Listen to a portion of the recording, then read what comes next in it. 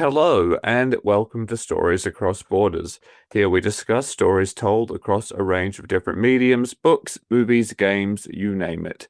The only rule is that we can only talk about things in terms of the writing. Anything like acting, animation, or mechanics is out unless it relates directly to the way the story is being told. I am Daniel Radford, author, serial killer, and also your host. And today I'm joined once more by my usual co-conspirator, John Kernan, as we do something that's actually a first for the show, in that this cycle's theme is not a first for the show. Hello, I'm just a very nice, charming man who lives out in the middle of the woods and has no problem inviting people into his home, and everything is fine. Yeah, no, he's very safe.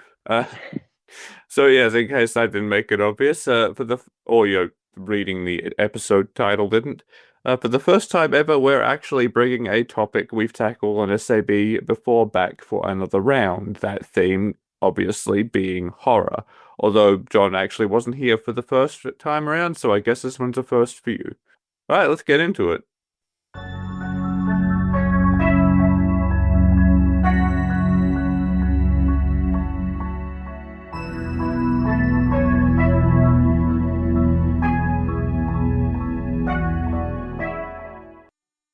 To start things off, I think it actually might be a good idea to sort of recap exactly what the horror genre is, because we say horror and half the audience is going to have one thing pop into their mind and half the audience is going to have the other, and they're both probably right. Yep, you know what pops into my head as soon as I think of presenting horror, the only thing that immediately pops into my head is the one of the Cenobites from God, I don't know why I always forget what it's called, but the torture aliens just going, "We have such wonders to show you."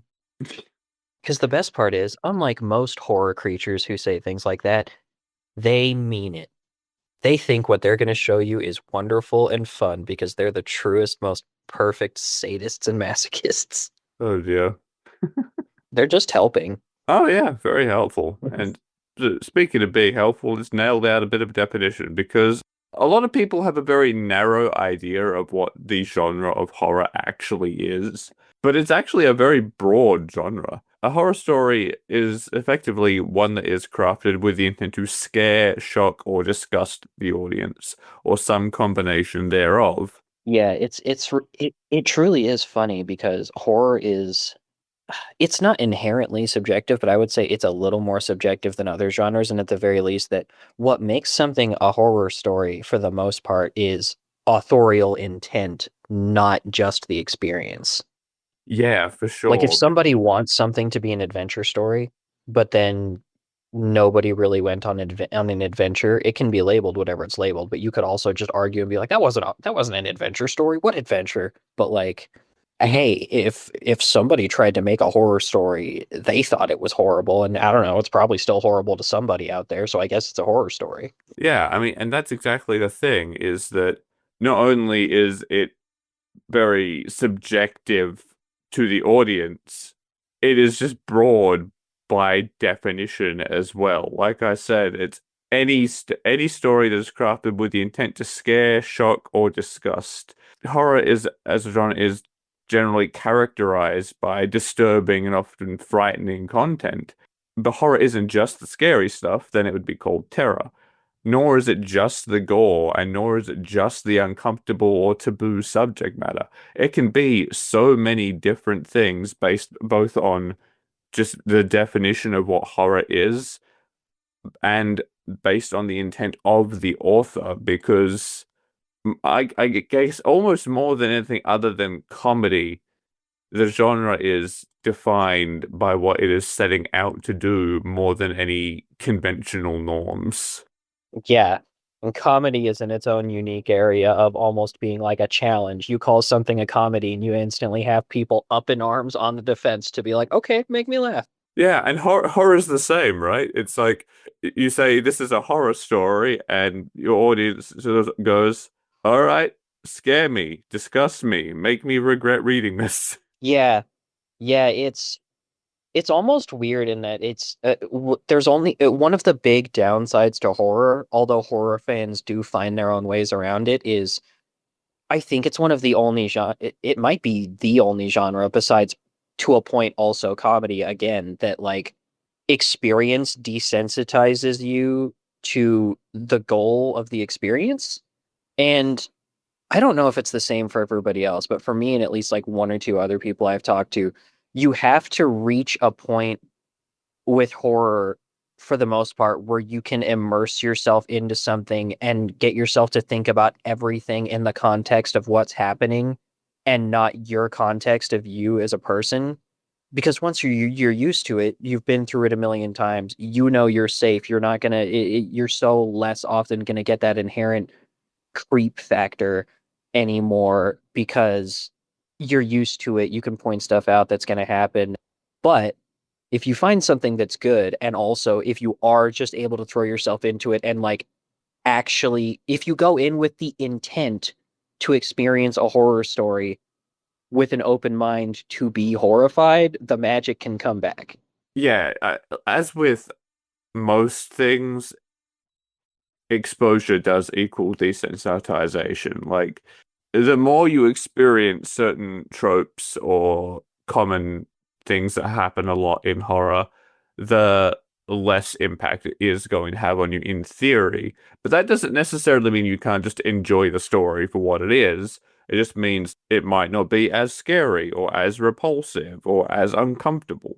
But that doesn't mean that the story is a failure if you could still enjoy it as the story. It just means that you have experienced that kind of horror, at least in fiction. Yeah. Hopefully, just in fiction a lot before.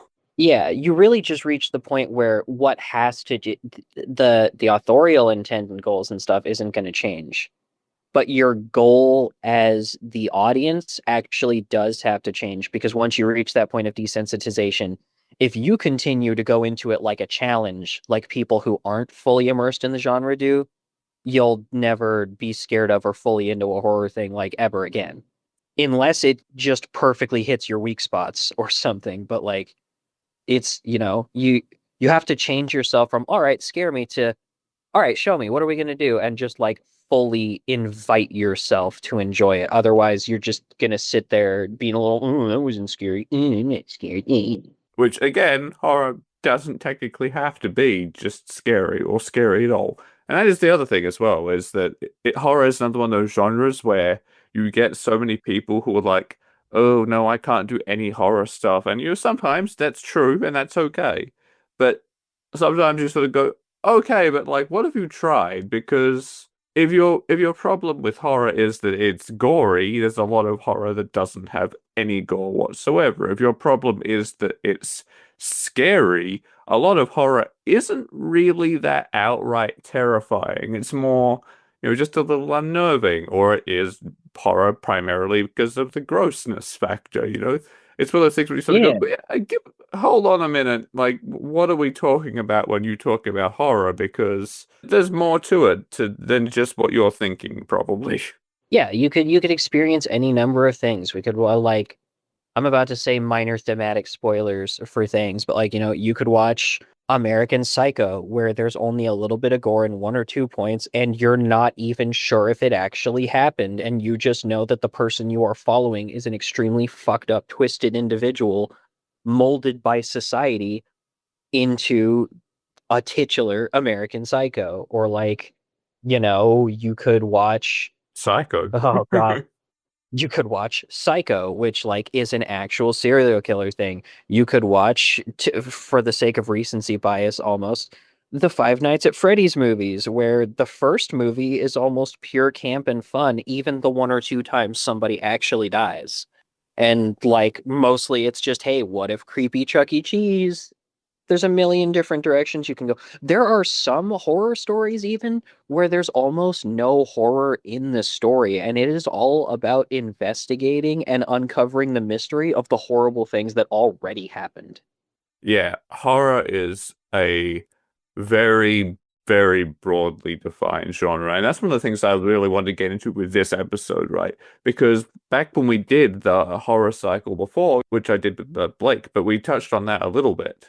But we never really got into the meat of what horror can be as much as we talked about the aspects of horror in a more general sense to make it effective, which we'll probably get into that a little bit again this episode as well. But I really wanted to talk about horror by defining it more this time around and getting into that.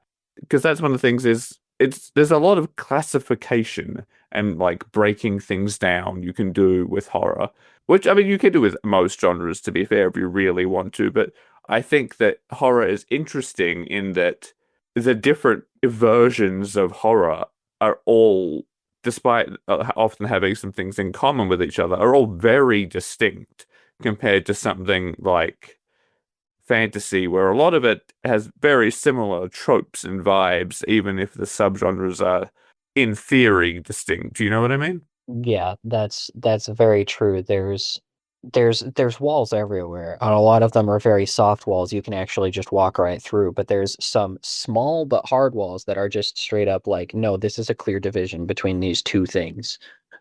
Yeah, and I think with horror, you can start by sort of going, you can primarily break it down into two different camps before you even get into all the like really specific stuff. And that is you have your supernatural horror, your ghosts, monsters, etc. You can generally lump aliens in there too, even though they're technically not supernatural usually. Or your realistic and mundane horror, which is your killers, diseases, psychosis, all that sort of thing. Absolutely. There are so many subgenres. Yeah, already before breaking it down into any like true subgenres, those are two very different approaches to horror. And already how your choice between going supernatural versus realistic and mundane changes a lot about why it is scary. Because your supernatural horrors, you're going to be relying a lot on atmosphere. You're going to be relying a lot on things like jump scares or particularly like violent, disturbing imagery. But with a realistic so that slash mundane horror, and I say slash mundane because there is some slight differences in my mind between something being realistic and being mundane. But the general gist is the same, is that those are all real. Those are all things that can and do happen. They are happening somewhere right now as we speak. And it's the fact that it's so realistic and tangible and possible that makes that kind of horror scary compared to the supernatural stuff where it's a lot more about the vibe or the more direct danger. That's true. Horror is it's one of the only genres of movie that it just an entire massive chunk of it is explicitly stuff we don't want to think about, we don't want to look at, we don't want to happen. And not only is it something horrible we're going to see on the screen, but you have to reckon with the fact that it does happen. It is happening. Maybe not the exact one you're watching, but it's happening somewhere to somebody. Yeah, this is actually something that I talk about with the guest, our guest in the net. Well, my guest, you weren't in this one, but in the next episode, because we did record these ones out of order. But it's something that comes up a fair bit when we're talking in that episode, myself and Sarah, is that I personally, and she actually agreed with me on this one. And I tend to think that whilst I love supernatural horror, right, that there's some really cool stuff in there. One of my favorite stories of all time is supernatural horror and things like that. But I think that as far as being genuinely uncomfortable and disturbing and scary, it's actually the more realistic, the mundane, less bombastic horror that hits hardest. Yeah, it's usually like that for me too. I mean, one of the problems with so many monsters is although they can be very horrific, partially by virtue of not being real, they're also cool. Yeah. Serial killers and murder is not cool. And this is something we've talked about before as well, right? Is that with a monster or like a borderline supernatural slasher, because with Michael Myers and things like that, things get a little bit borderline in those areas. We talked about a lot with when we talked about Jurassic Park as well, and similar stuff, Jaws, all that sort of thing. In that the first Godzilla was another good example. The first experience you have with a horror movie monster, even if they're cool as fuck, is a lot scarier than later on down the line because you haven't been exposed to it yet. That is why so many franchises that start as horror gradually devolve into action and spectacle because exposure over time removes the fear, like we talked about earlier, even in this episode, and only really leaves the cool factor. So people who are writing in those franchises, whether it's books, movies, whatever, have to start leaning into the cool factor instead because the fear isn't there anymore. Yeah, it simply isn't. And all you have left to lean on is, oh shit, that thing is cool. Jurassic Park 1 and 2, the Velociraptors come on screen and you shit yourself. But by the third one, they're already being used in weird, jokey dream sequences. Alan, Alan. Yeah. By Jurassic World, suddenly they're pseudo allies. Suddenly, by Jurassic World, you can tame them by waving your hand around or puppet pinching their nose, as I feel like sometimes when I see it. And it's almost a shame because although it is an inherently silly premise, I feel like Jurassic World really had some potential, at least to lean on the fact of, oh my God, you mean to tell me that after all this, they went and actually just kept recommitting, and now there is actually an open and functioning Jurassic Park? They, they just ran up to Jeff Goldblum's house and took a shit right on his doorstep. To be fair, that was kind of the like thematic point of that movie, and I assume the sequels was largely like, have we learned nothing? Yeah, it's one of those things where I feel like they did nothing to explore, or they did almost nothing to Yeah, explore it in Jurassic World, and that bums me out because that's the only one where it was worth exploring. When you go into all the apocalyptic, oh, dinosaurs are out and they might be taking the world over shit with all this cloning stuff. I'm like, no, now you've lost me. See, that wouldn't happen. I can totally see it getting to the point of like, oh my God, you all this shit happened. It made national news. It was a huge deal, and you fuckers still wanted to open an amusement park with dinosaurs. I'm like, yeah, and then you're like, and now everybody's cloning them and they're everywhere and they're taking over the world. I'm like, oh, well, I don't like I'm pretty sure guns would work on dinosaurs, honestly. Like I, certainly some of the I more don't heavy duty stuff we have these days, yeah. like I don't know about that one, but And I mean, that's how it goes. The franchises go off the rails, as we tend to do, having just devolved into a rant about Jurassic Park again. Um, right. So already we've had a lot to say, right? And all we've done there is just go some horror supernatural, some realistic, and like we haven't even broken things down into the subgenres yet. So that says a lot about the versatility of the genre. Because here's the thing. Here's just a handful, really, of possible subgenres that you can find in horror. And we can go through and discuss as many of these as you want, because, again, they are so vast and different. But I just want to rattle off a few of them and what they are real quick, just to, like, really go into, like, how many different things this can be. Because obviously you've got your paranormal horror, which is obviously your ghosts, etc. Sci-fi horror, which is a sort of hybrid genre, which is typically your things alien, science gone wrong, all that sort of stuff. Then a step beyond that, you've got cosmic horror, which is the horror of the incomprehensible, the vast, the unknowable. That's your Cthulhu mythos, your Lovecraftian horror. yeah. Gone Looking Outside. Psychological horror, which is horror with a focus on the mental state, mental illness or degradation, paranoia, subjective experiences, doubt, distrust, vulnerability, and the flip side to that, which is body horror, which is the horror of one's body turning against them, changing, becoming uncontrollable or different against their will, or maybe not against their will. Splatterpunk, which is just gore, so much gore. Survival horror, which is mostly found in video games, this one, but it pops up other ways as well, which is the horror of being powerless compared to forces around you in the environment and just trying to stay alive in a hostile world. Yeah, I feel like cinematically, the only one I can think of that's not like relatively recent's got to be Alien. Yeah, yeah.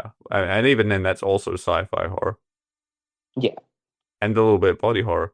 But yeah, there's, what was I saying? Erotic horror, which is, it's scary and you kind of like it. which makes it scarier. Yeah, it's supposed to be kind of like it's scary, but it's also kind of sexy, even if it's not explicitly the sex kind of sexy, if that makes sense. Yeah. It's almost sharpened by that little bit of, oh hey, what's going on? Yeah. Ugh. Yeah. And again, there's all kinds of just other subgenres or hybrid genres or just horror adjacent stuff as well. Horror comedy is a thing. Dark fantasy is a thing. Gothic fiction is a thing. Thriller suspense is very explicitly not horror, but has a lot in common with it. There's so many different things, and all of them have such different focuses. The only thing they have in common is that they are also preying on you as an audience and capitalizing on the things that scare you and make you uncomfortable. Yeah, I feel like some horror achieves the goal, like the goal of scaring or making the audience uncomfortable or otherwise disquieting the audience better than others.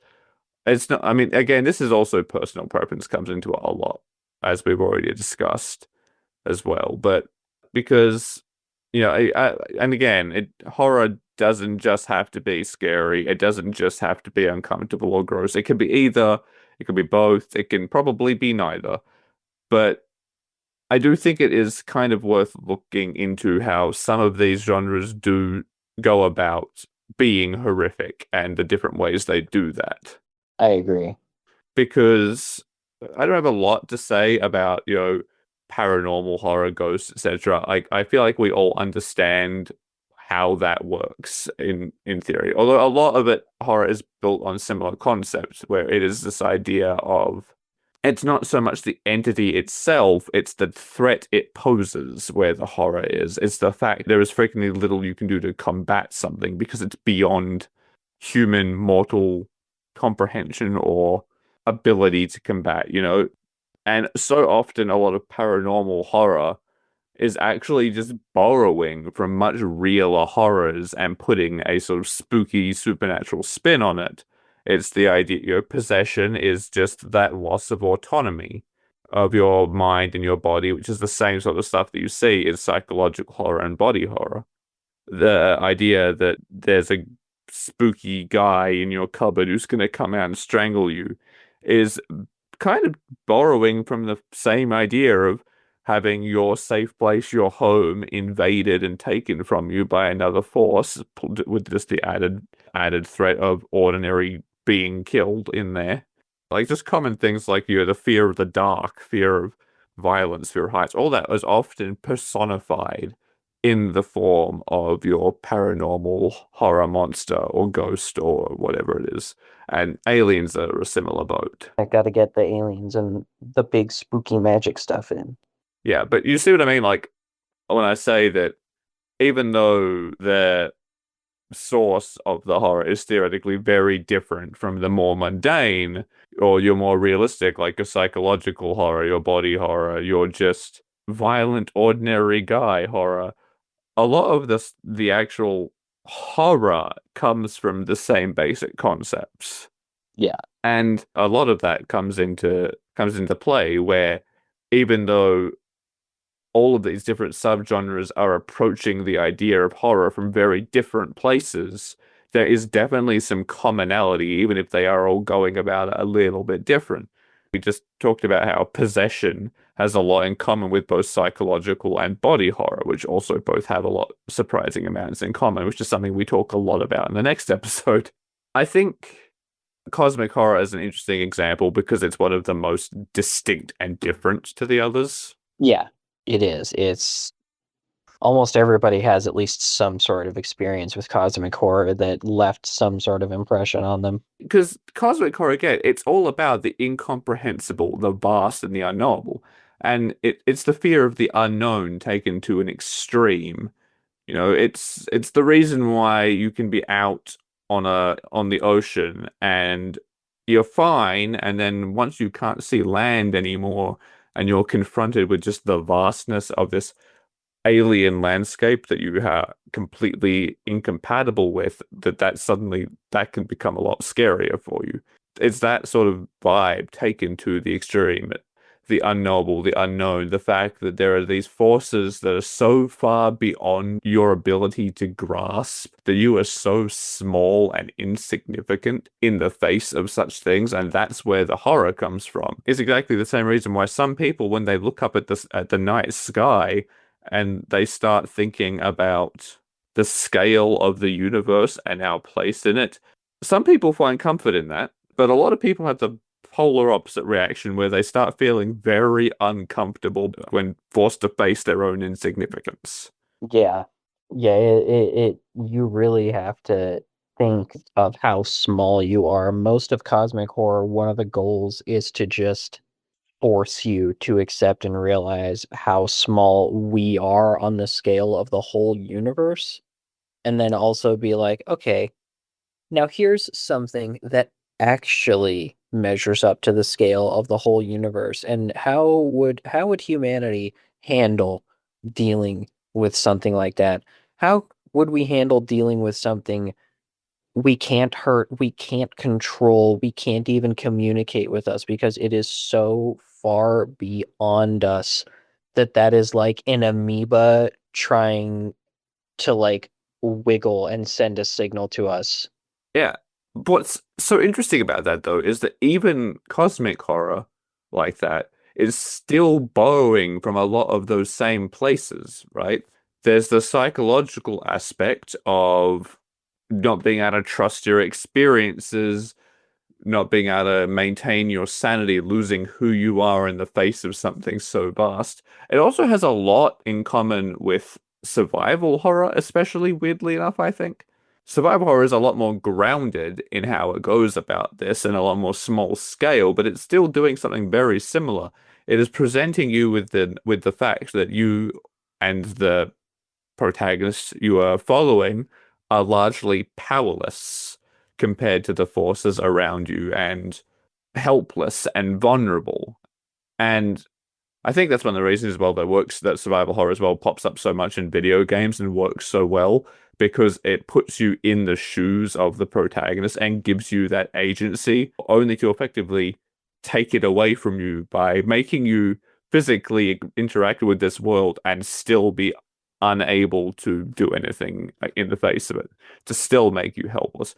Even when it gives you a gun, you are still so small and weak compared to everything else in the environment. And that's very similar to what cosmic horror does.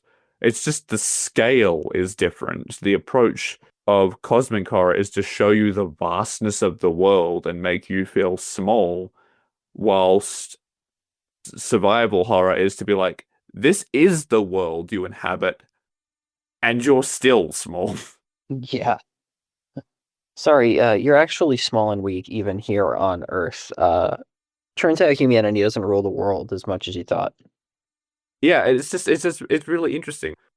Erotic horror weirdly is also somewhat of an outlier in that it's like, yeah, it's scary, but the scariest part of it is that you like that it's scary and it makes you question things about yourself in some interesting ways. It's a it's almost a subgenre of psychological horror, or oddly has some stuff in common with cosmic bliss, which is a cosmic horror subgenre where the thing that makes cosmic bliss so uncomfortable is the fact that you can get lost in this weird euphoria when confronted with something so vast.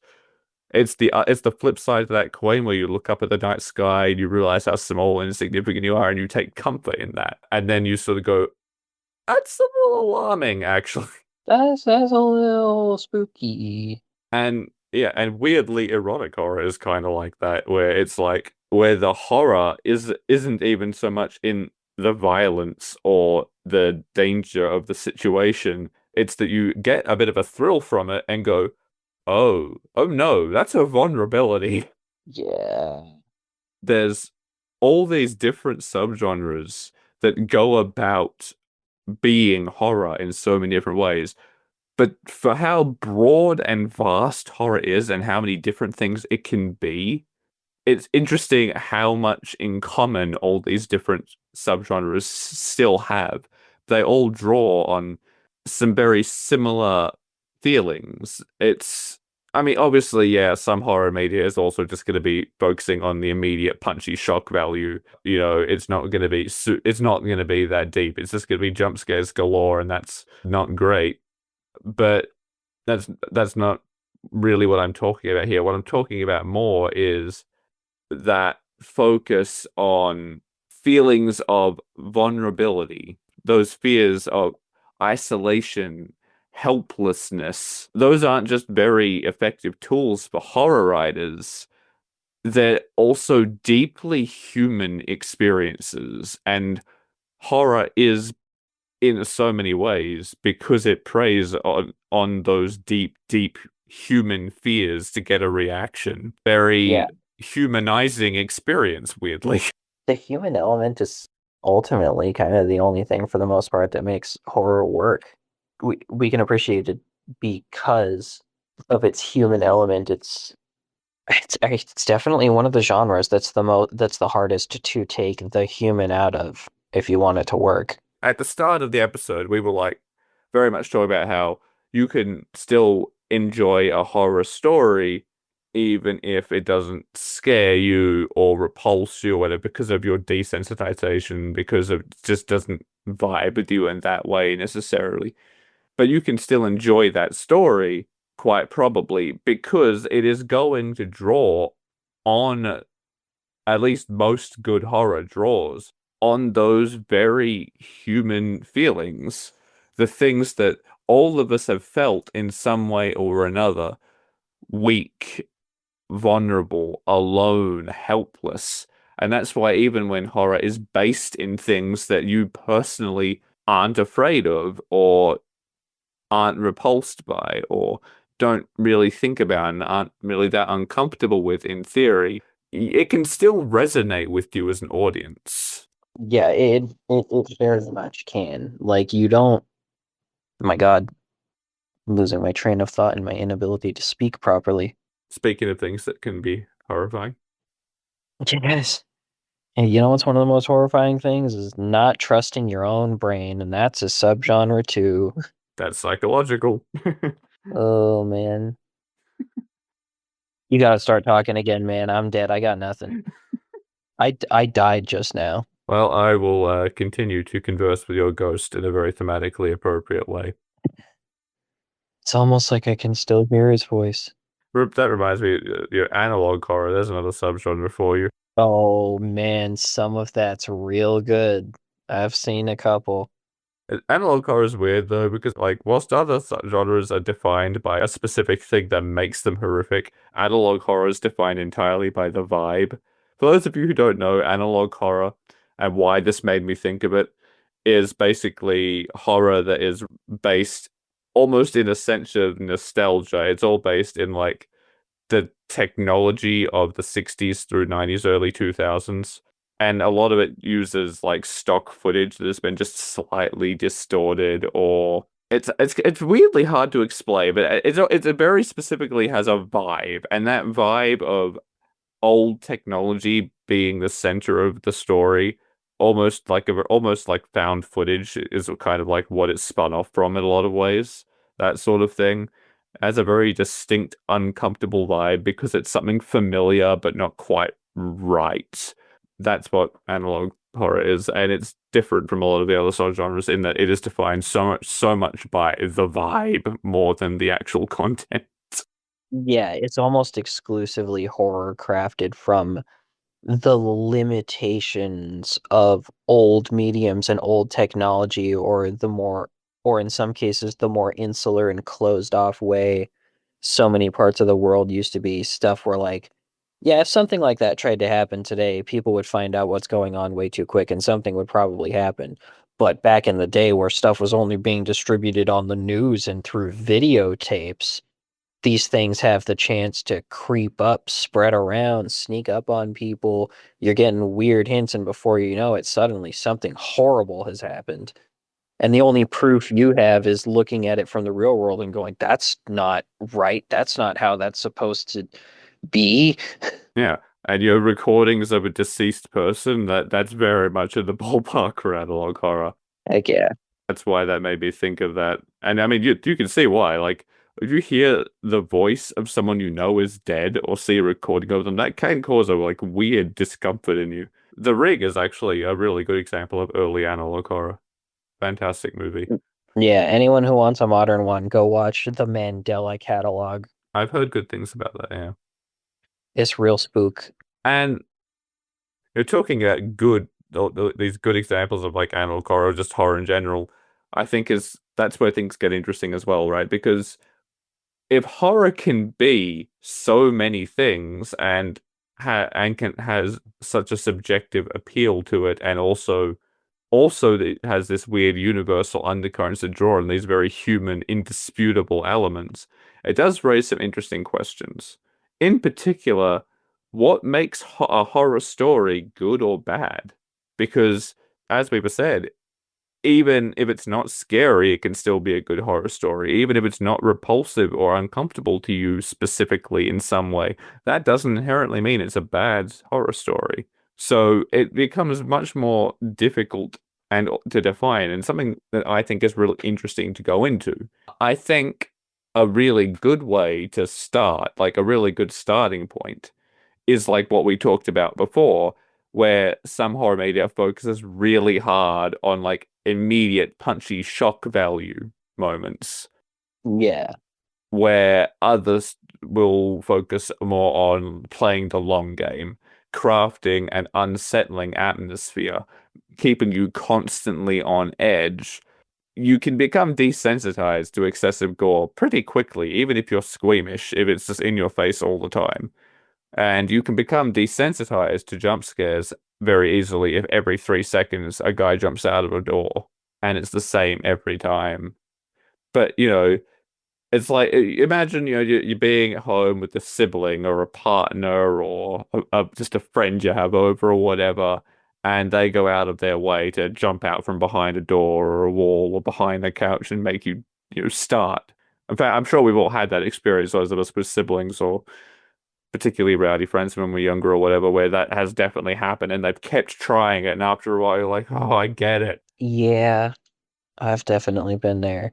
That feeling, I think, is when you know that you're doing something wrong with your horror, where the shock value wears off real quick. And if that's all you had going for it, it kind of starts to lose out on hitting anyone. And the difference between that and just having the content not particularly resonate with you is that the latter, the onus is on the audience. If that type of content just doesn't click with you, it doesn't seem scary or repulsive or anything to you, that is not the writer's fault. That's just an incompatibility, and you can still respect the quality of the work. But if the author or director or whoever is relying too much on just shock value and you become desensitized to it and it stops mattering to you, then the onus is very much on the creator. They are not achieving what they set out to do because of the creative choices they are making. Yeah, it can sometimes be hard to tell the difference. It takes a certain amount of savviness in suspension of disbelief to like really see the difference between, oh man, I'm just too used to this, and oh that sucked. That was lame. Yeah. It always is there because although there's a lot of nuances to how to make and design and film horror and all that, there is still also a certain number of like the mostly objective elements of things that make good stories, things that make intriguing mysteries or good cinematography and all that. And like it's important to keep in mind this separation and how those fundamentals are still important for something like horror to work. No matter how much subjectivity there is, it can still be good or bad. Or so bad it's good. Circles back around horror comedy unintentionally, which because that's the thing is like we art of all kind is kind of strange in this, and horror is no exception. It's the fact that subjective experience makes up a lot of whether we like or dislike something, and a lot of people because of that, want to say there's no such thing as bad art. It's all about the subjective side of it. It all depends entirely on who is consuming that art. And I do get where you're coming from because, yeah, different styles, different genres, different types of horror will click more or less with different parts of an audience, and you can't expect the same thing to be as equally impactful, as scary, as disquieting, uncomfortable to every single person. But the reality is that there are objectively good or bad things in execution as well. And Yeah. again, the easiest way to tell the difference is if you can look at something and go, okay, I personally don't find this conceptually that scary, but I'm still enjoying it as a story. And I can see why this person over next to me is shitting bricks or looking real pale all of a sudden because Yeah. the content resonates with them a lot more. Or alternatively, you have to be able to look at things also like, like, oh man, these were good vibes. And then there was a spooky jump scare. And then there was another jump scare and another jump scare and another. Are we still doing this? Why, you had me and you Yeah. lost me. And that's the thing is that jump scares aren't inherent like they're a really good example of like why overexposure and shock value don't work as well as crafting a more long game, unsettling atmosphere that you can play around with because jump scares aren't inherently bad, even though they've got a bad reputation because of their overuse at certain points. But if you have put the effort in to craft an atmosphere that ratchets up the intensity of the tension and all that more and more and more, jump scares are really useful when used in healthy moderation because part of their effectiveness comes from the threat of the fact that there's going to be one. Yeah, and it requires a lot of misdirection and a lot of leading and like it requires forethought. It's so funny. People think of jump scares often as their own thing, and it's part of why people became so like bleh about them when they were really prevalent. But it's easy for people to get sometimes that the success of a jump scare is entirely dictated by almost exclusively two things, and that's timing and atmosphere. For a jump scare to work, you have to be like creeped out and curious and looking around wondering what's going on before you get jumped. Yeah, it's that whole like I know it's coming and that is making me feel the anxiety and the tension because I know it's coming. And then Yeah. you just wait and you wait and you wait. Like you talked about Alien before, and that is Oh, such a good Alien's example of so this. good.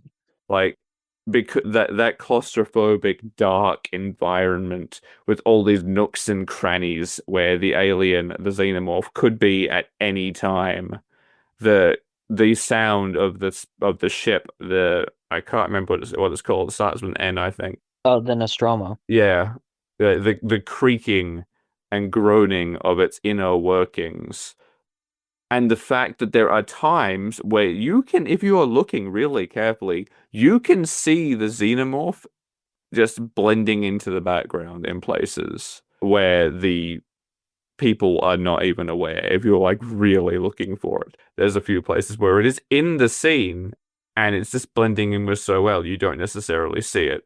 There's so many good examples. And not just to pull from the greatest hits, but like Resident Evil and Dead Space have a lot of great examples of jump scares too. I mean, God, Dead Space, these creatures can come from anywhere at any time, and they can come out of vents. So every single time you see a vent in the game, you have to look at it and be like, uh, unlike the Resident Evil 2 remake has its windows, and even though you can board them up, there's more windows than you have boards.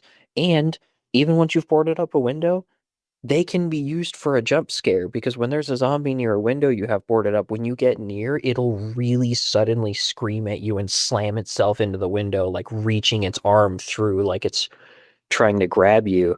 And they sometimes use those in creative ways. Like there was one that got me because I already knew the window was boarded up. I passed by. I wasn't even looking at it or thinking about it because I know it's safe. And then he did his little like, and the big slam made me go, ugh. And then I looked over at the window and was like, shut up, only to not hear like only to just barely hear the thump of something falling behind me and turn around to see that a different zombie had just slumped over a railing 3 floors up and fallen on the floor behind me and Yeah. started to get up while the window was distracting me. Going off of Alien, which is obviously a big inspiration, hilariously enough, I think another really good example of this sort of thing is actually Among Us. Among Us is really good, especially because it can be organically created. Get jump scared by your friends. Yeah, the only reason that that isn't a horror game is the perspective and the art style. Like it is all the worst parts of Alien and The Thing merged together in one. If you were playing that in a much more realistic art style, in a first person perspective, that shit would be terrifying. Yeah, I really would. I actually miss Among Us. And yeah, and like that's the other thing we've touched on, and it's something I talked about a lot in the first time we did the horror as a cycle, and it's something that I thought because I know this cycle like where I'm talking to so many different people, and it's interesting because I really want to get your perspective on this as well because I have this sort of I guess theory, almost like a thesis statement if I was writing one, I'm not. In that I think horror is at its most effective when it is combining the certainty of something bad happening with the uncertainty of exactly what that is or when it's going to happen. Yeah, absolutely. It requires a strong subversion of expectations to be at its best. And like sometimes, funny enough, I think people both overestimate how much you need that subversion, or more specifically, underestimate how much variety there is to this subversion of expectations because people who are really good at setting up scares or spooks or just creepy atmosphere right can craft things so that even if you see 99% of everything coming, that 1% you didn't account for thrown into the mix is all it takes to change the angle and flavor of everything just enough to get you.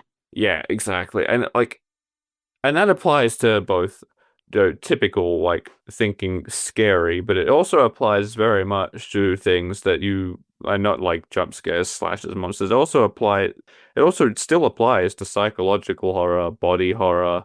It's all about that idea of I understand that I am looking at a disaster waiting to happen. Something bad is clearly going to happen. This person is starting to spiral. This person is starting to do some horrific shit to their own body. This person is in a dark room and I can hear someone else breathing. Oh, that's a good one.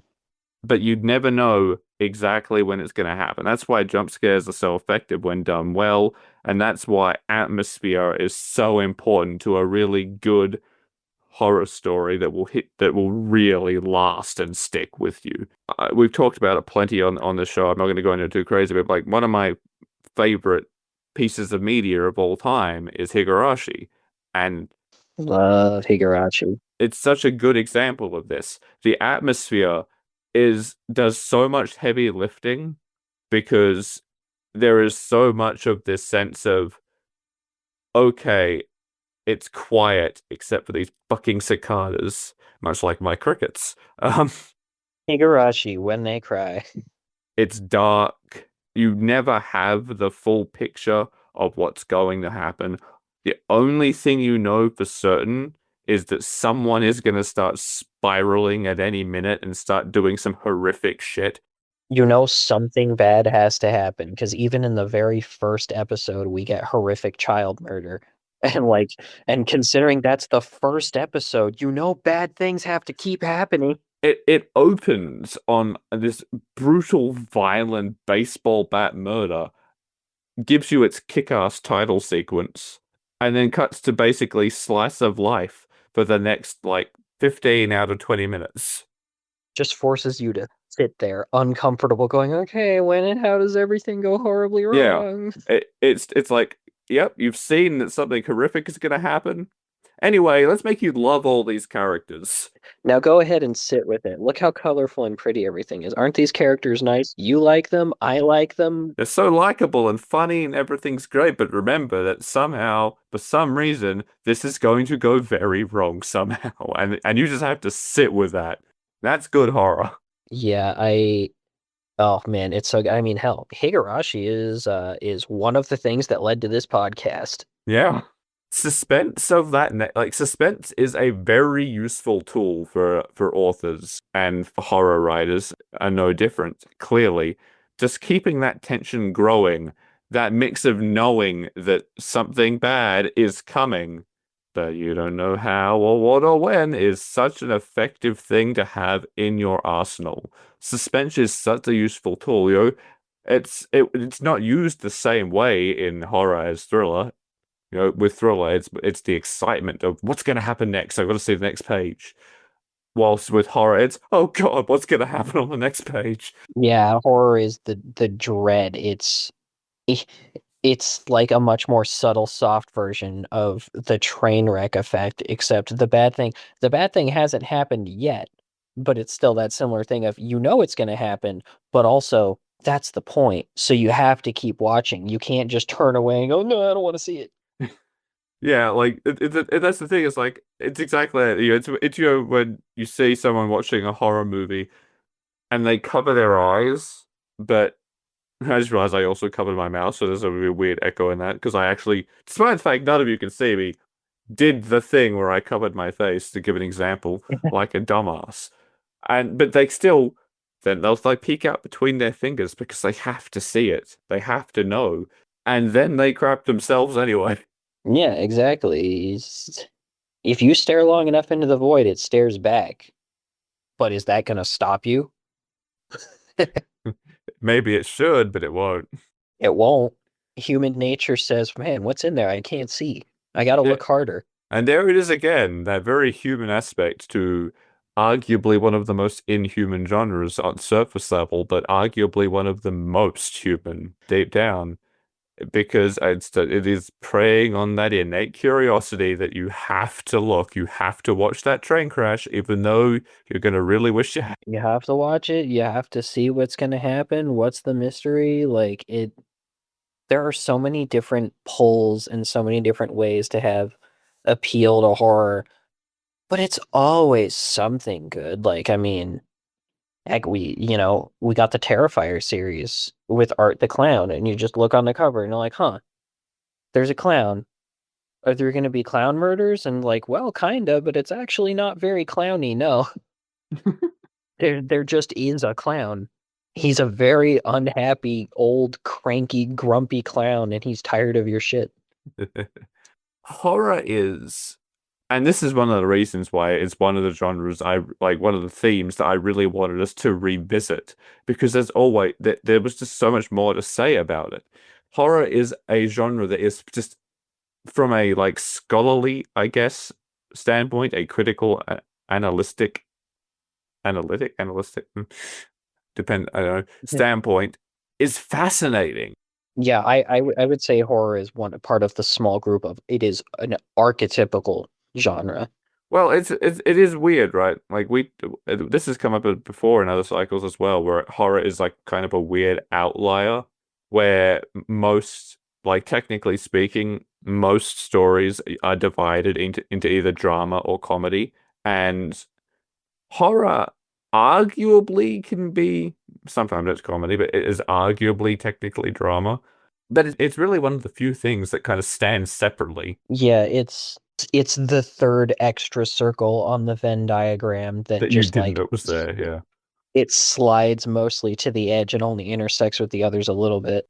And yeah, it is just like to look at and break it down. Horror is just so interesting to me because it can be so many different things and impact people in so many different ways. There's so many different ways you can break horror down and classify it and break down why it works or why it doesn't or how it's done this. And despite all of this versatility, it is also so primally ingrained in us as part of our nature because it taps into these such common, shared, almost universal things, parts of who we are when it's done right. Despite all these differences in the like the application styles genres of horror, there's also so many very interesting commonalities in how it functions. It's just so deeply interesting to me. Yeah, I feel like out of all the genres, horror has to be the strongest example of how, in at least some small way, all art is at least a tiny bit like an exploration of the human condition, because horror is the thing that pulls the most on inhuman elements for the most part as a genre, and yet also the one that can be separated the least from being human. Well said. And yeah, honestly, I think we can probably leave that there. Like, we've gone a lot into the technical side of like classifying horror and why it works, which is something I wanted to do because even after the last cycle, way back in season one, already I was sort of thinking I want to come back to do horror again at some point. Yeah. There's just so much there that I still want to talk about. Yeah, I could talk about horror forever. However, we don't have forever. We're actually at about time. So, like I said, I think we can leave that there. This has been a very interesting and enjoyable conversation. And if you guys would like to hear more about interesting and enjoyable conversations, you can find these episodes on my website, radfordwrites.com, as well as on Spotify and Apple Podcast and Podbean and all that good stuff, YouTube as well. On my site, you can also find various stories I've written, including ones I write for this podcast. You can find articles I've done. You can read Epilogue, my serialized story about the end of the world. Season 2 is in premium. Season 1 is now completely free. And of course, you can buy my books, which is something I always appreciate people doing. And if you're Good looking, books, highly recommend. thank you. And of course, you can also find John collaborating with me on a lot of that stuff, but also doing his own thing over on YouTube and Twitch, streaming as Sephear, Sephear. That's right. I'm here and I'm there at the same time. Spooky. Very spooky. All right, we're out of here. Goodbye. Check under your bed, but not in the closet. That's my room.